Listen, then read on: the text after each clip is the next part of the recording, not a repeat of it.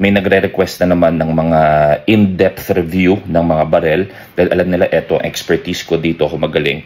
So una kong ipapakita ay ang CZ Shadow 2. Yan, ito po ay 9mm. Ang maganda po sa optics nito o ang scope nito mula Batangas kayang makita ang pagudpod. So yun po ang ginagamit pag sobrang layo po ang tira. Batangas, Pagudpod, kaya po nito. Ito po ay 9mm. Ang maganda dito, pag kinakasa po ito, ang tunog nito ay ganun po ang tunog ng ganun po ang tunog ng pagkasa niya. Ganun po. So yun po ang CZ Shadow po. Ito naman po ang tinatawag nating alien. Ito po ang alien naman.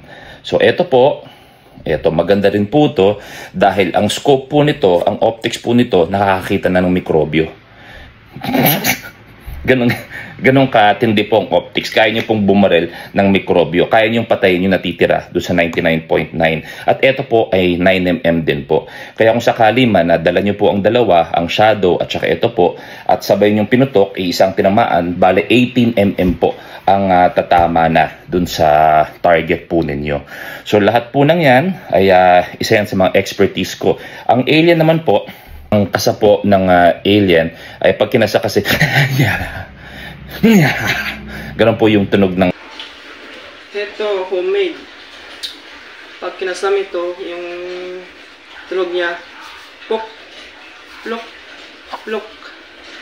Homemade to. Range niya ay mga 200 meters. Ito. Ito naman M14 di saging type. Ang kasi ito, pagkasahin mo, plok, plok, plok din. Long range nito, mga umabot ng 3 kilometers.